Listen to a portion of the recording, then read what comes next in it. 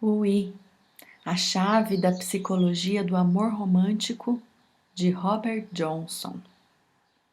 Conclusão. Tópico 17. Depois desse ainda tem o 18, aí sim é o último, tá? A mulher, espírito bisão branco. O toque de genialidade na história de Tristão e Isolda é que ela nos fala exatamente daquilo que é.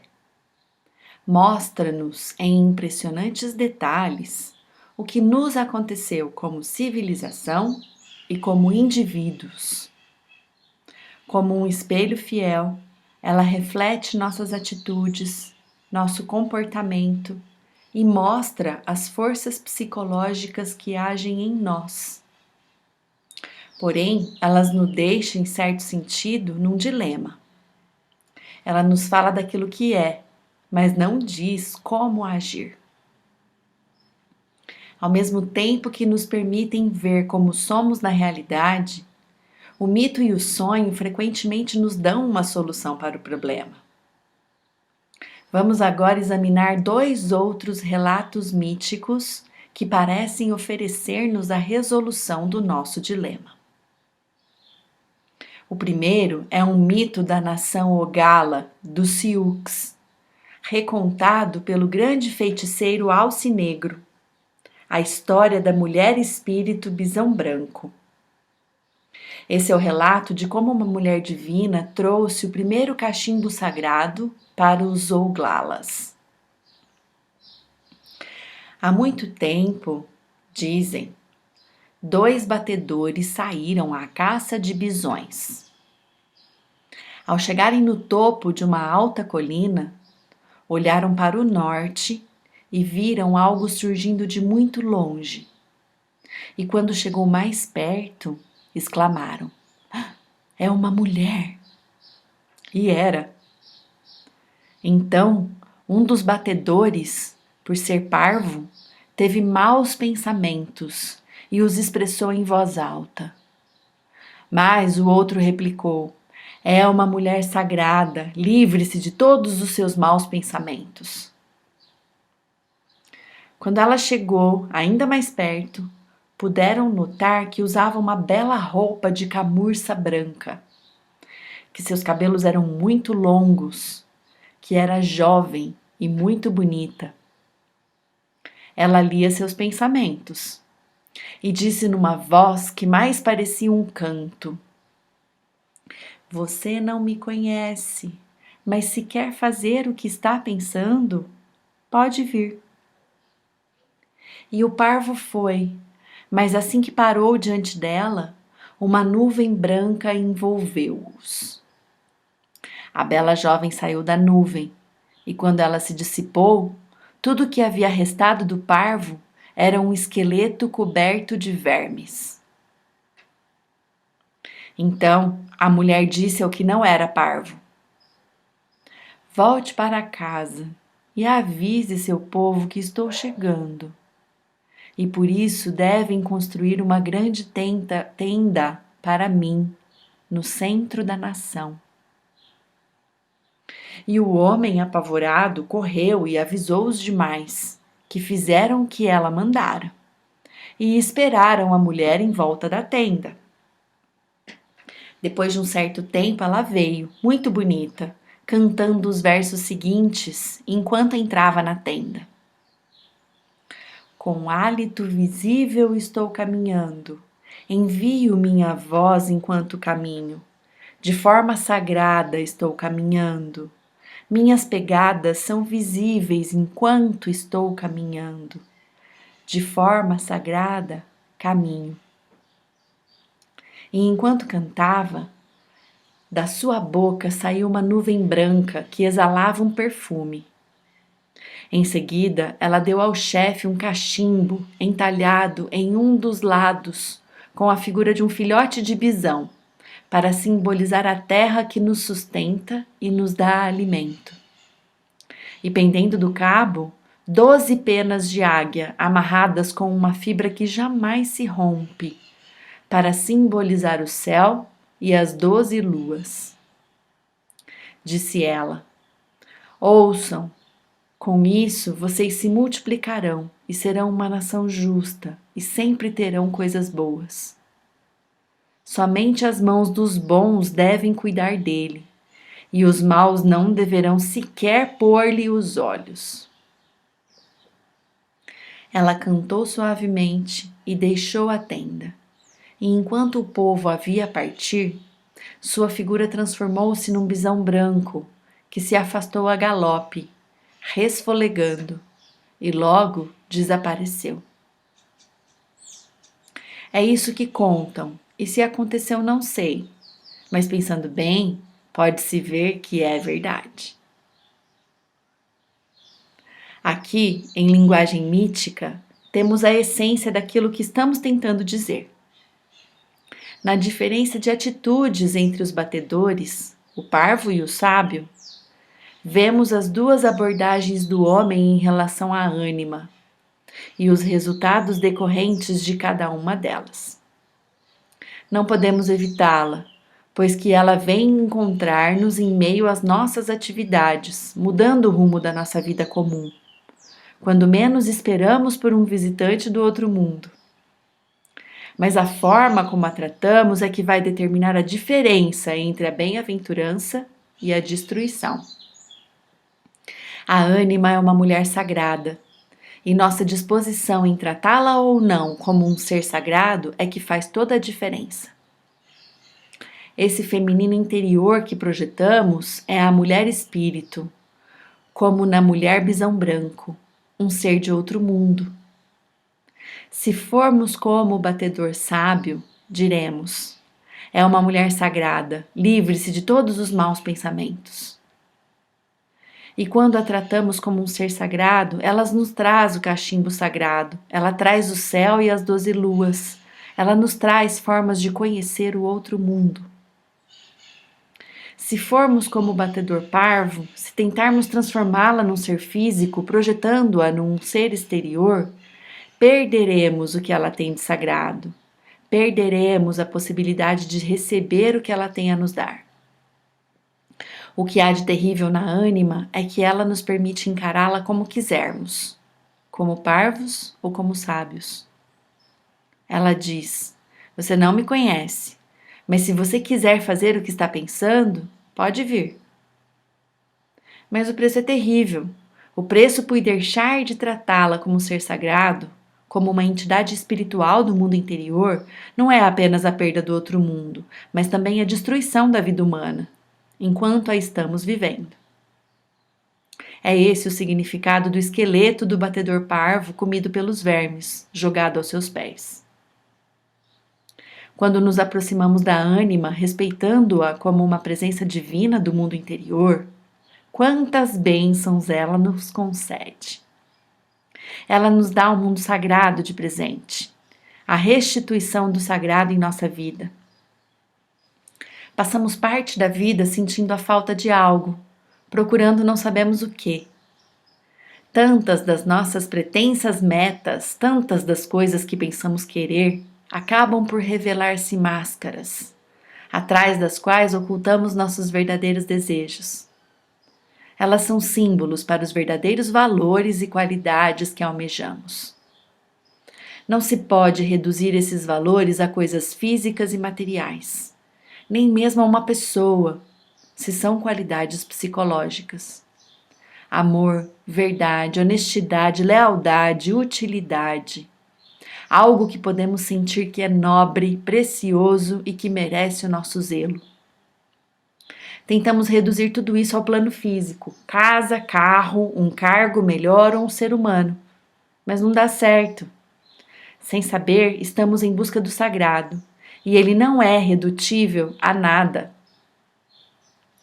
Num certo sentido, o sagrado é um sentimento, mas um sentimento que vai direto ao âmago da vida. É o sentimento de recognição dirigido ao que é grande e elevado o suficiente para dar significado à vida mesquinha que levamos, para colocar uma nova perspectiva nas nossas batalhas pessoais.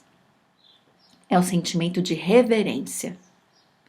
O que chamamos de sagrado é, em última instância, um universo de paradigmas que usamos para avaliar nossos esforços pessoais, nossa vida, para ver se neles também existe significado. Para a psique masculina, a descoberta do sagrado, a comunhão com o sagrado, dá-se por meio do feminino interior. É a mulher bisão branco que traz o sagrado à vida, a visão do céu e das 12 luas. Com hálito visível estou caminhando, envio minha voz enquanto caminho. De forma sagrada estou caminhando. Minhas pegadas são visíveis quando estou caminhando. De forma sagrada caminho. Como um rio da vida, no qual todas as correntes da vida interior se juntam, todos os valores que instintivamente sentimos como sagrados convergem para a imagem da ânima e se tornam conscientes por meio dela. É como já disse Jung, a matriz de todas as imagens divinas e semidivinas, desde as deusas pagãs até a Virgem, desde a mensageira do Santo Grau até a Santa. Parece que nunca saímos direta ou inconscientemente à procura do lado sagrado da vida. Como os dois batedores, vagamos por nossos velhos territórios de caça, à cata apenas do rotineiro e do conhecido. De repente, nos deparamos com uma parte desconhecida de nós mesmos. Ela vem chegando, usando roupas de camurça branca. E quando ela fala, sua voz assemelha-se a um canto. A princípio, ficamos confusos. Sua imagem é de mulher e queremos crer que é possível nos aproximarmos dela como se ela fosse uma mulher. É difícil acreditar que não seja uma mulher de carne e osso, mas sim uma força metafísica tão poderosa que não ousamos tocá-la fisicamente. Essa é a realidade que o sagrado nos apresenta. É assim que o sagrado se torna uma pessoa e nos fala com uma voz singular. Isso é a ânima. Caso contrário, sentiríamos o sagrado apenas vagamente, como o outro lado da vida, o outro lado de nós mesmos, que nunca atingimos. Ele se manifesta em sonhos de aventuras intensamente desejadas, em triunfos que quase podemos saborear, em seres cheios de luz que encontramos pelos corredores e pelos reinos fabulosos da mente. Sem a interferência do raciocínio e do pensamento, nossos sentimentos nos empurram para o outro lado de nós mesmos, onde cada imagem vibra com uma promessa de uma extraordinária experiência transcendental, rica de significado e plenitude. Tudo isso converge para um ser interior e nele se concentra. A mulher bisão branco chega aos dois batedores como uma visitante de um mundo maior, fora do campo de visão do ego, das suas opiniões, das suas noções de realidade. A realidade é tão maior, tão repleta de potencial para ampliar a nossa vida e dar-lhe significado, que o inconsciente nos diz: isso é sagrado, isso é o que deve ser tratado como sagrado. A mulher bisão branco canta: com hálito visível estou caminhando, envio minha voz enquanto caminho. Hálito, sopro, é um símbolo muito antigo da vida e do espírito. Para os povos antigos, o sopro, a respiração, o hálito, era uma substância de Deus, o sopro dado pelo Criador nas narinas do ser humano, a centelha da energia divina emprestada à carne mortal durante um curto período de tempo na Terra. O sopro da vida. Quando a mulher bisão branco caminha com hálito visível, ela materializa o lado da vida que chamamos de espiritual. Ela transforma o invisível em visível. Quando tratamos a mulher bisão branco como sendo nossa alma, ela tem o poder de transformar o sagrado num conhecimento instantâneo, direto, consciente. Ela diz: Minhas pegadas são visíveis quando estou caminhando. Ela não é física, ela é psique, pneuma, um ser etéreo, e ainda assim suas pegadas podem ser vistas. Ela tem substância, ela é o poder que dá ao mundo sagrado a matéria do símbolo. Ela tira o sagrado do nível da teoria, do abstrato, do sentimental, da figura retórica. Ela torna o sagrado acessível no aqui e agora, para ser tocado, sentido, vivenciado, como se fora físico. O mundo do espírito se faz instantâneo e palpável através da experiência simbólica. Assim, ela tem o poder de nos dar a fé psicológica. A fé é originada na psique, que se apresenta como fé na realidade da alma. Como a psique é fundamentalmente imagem, e imagem é sempre psique, essa fé se manifesta pela crença em imagens. A fé psicológica começa no amor pelas imagens e flui principalmente por meio das formas humanas em sonhos, fantasias, reflexões e imaginação. Sua crescente vivificação nos dá uma crescente convicção de ter e depois de ser uma realidade interior de profundo significado que transcende a vida pessoal.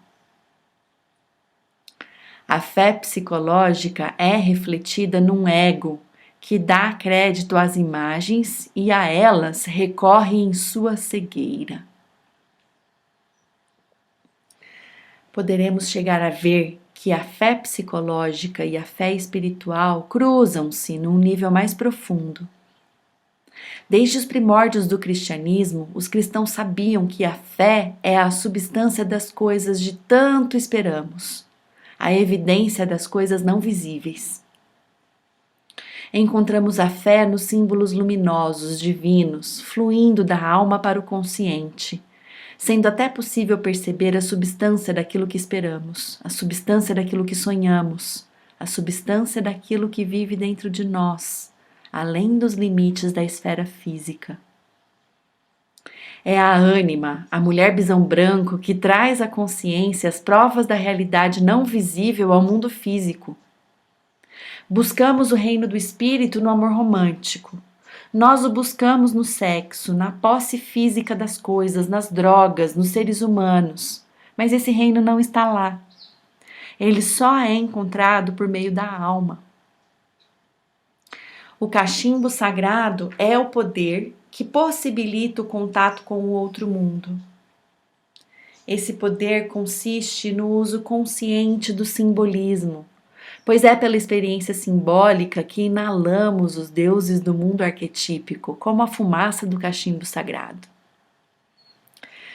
Pelas 12 penas de águia, representando o céu e as 12 luas, nos é dado o poder de conhecer a totalidade da vida, uma visão que amalgama o espírito e matéria, o sagrado e o prosaico.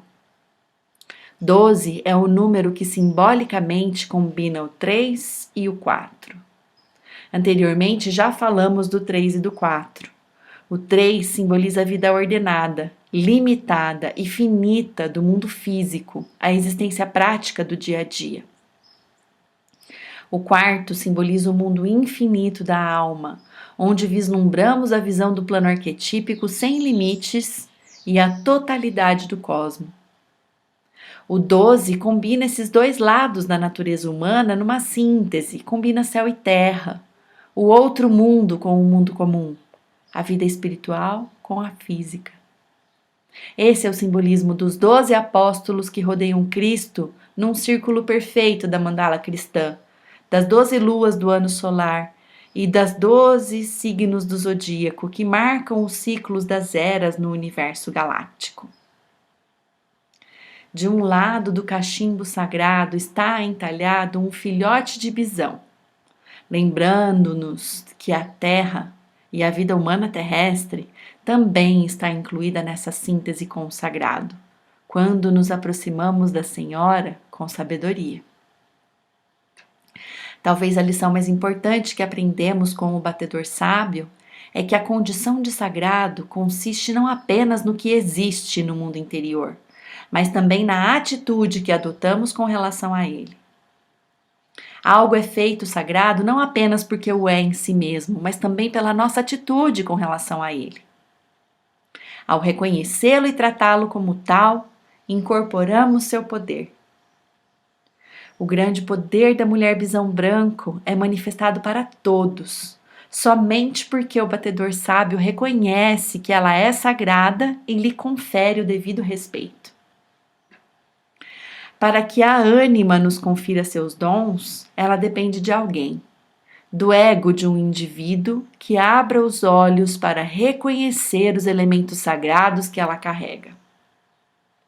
Se o batedor sábio tivesse conseguido o caminho do parvo, haveria 2 esqueletos ao invés de um só. O outro mundo não teria desvelado a nação, nenhuma grande tenda teria sido erguida no meio do povo. Não haveria o cachimbo sagrado para conclamar a nação do trovão e obter a sua ajuda. Psicologicamente, a característica do sagrado consiste num duplo fluxo de energia. Parte é o desvelamento do mundo interior para o ego. Parte é a reverência do ego em relação ao mundo interior dos arquétipos.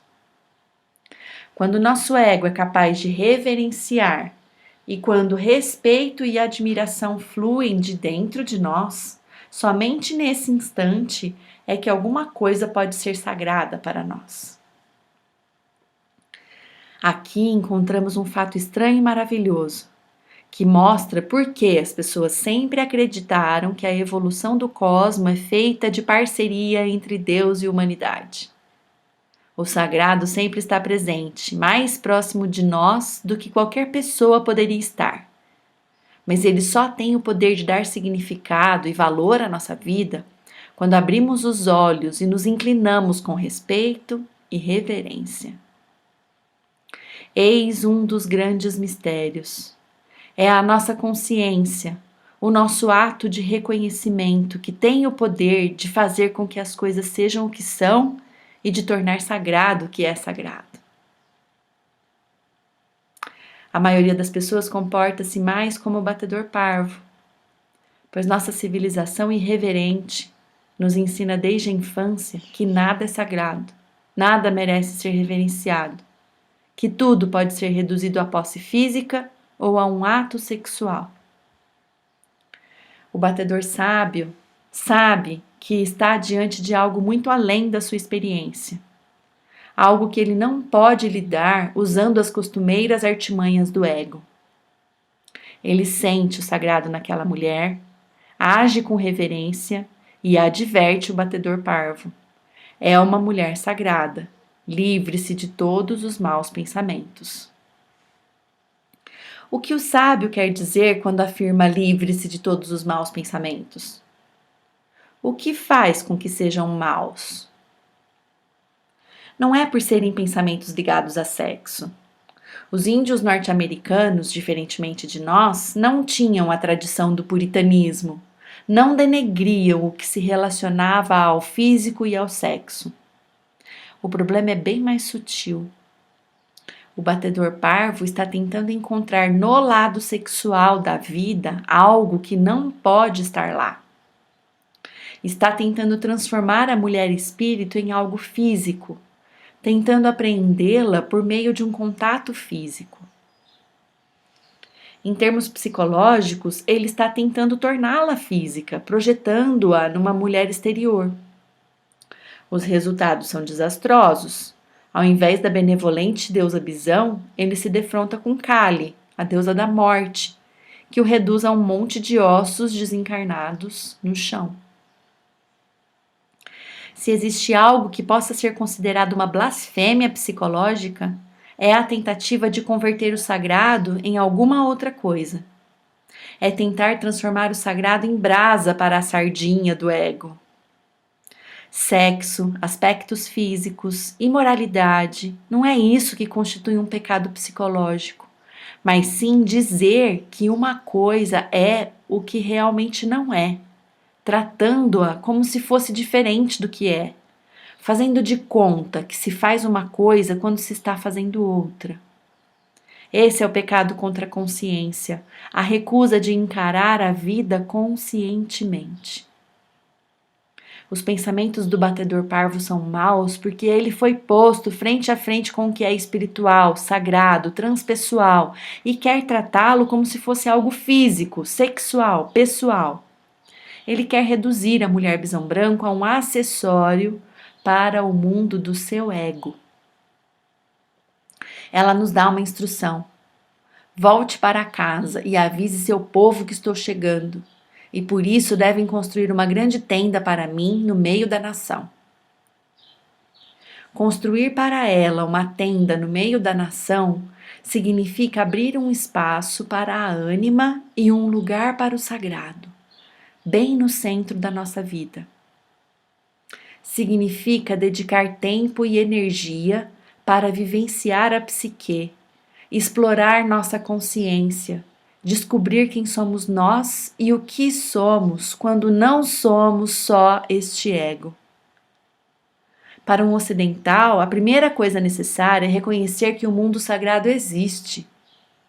Ele precisa estar disposto a considerar que por trás da sua fantasia sobre a mulher perfeita e sobre o modo de vida perfeito e sobre o relacionamento perfeito, ele está em busca de algo fora desse mundo dos fenômenos. Ele está em busca do sagrado. Ele precisa gastar tempo e energia aprendendo a vivenciar essas energias que se manifestam por símbolos e fantasias, como realidades interiores e como partes interiores dele mesmo. É exatamente isso que significa aceitar a mulher bisão branco tal como ela é, como mulher espírito, e preparar para ela um lugar no centro da nação. Ela vem caminhando com hálito visível, com pegadas visíveis, caminhando de uma forma sagrada. Ela virá a nós, se prepararmos para ela uma morada sacra, se abrirmos nossos olhos e a virmos tal como ela é. Mas sua verdadeira morada é feita de matéria, de nossas atitudes para com ela, do nosso sentimento de reverência. O local que preparamos é dentro de nós. Se ela realmente vai morar conosco, precisa ser lá. Próximo tópico é o sonho com o sino da Santa Virgem. E será o final.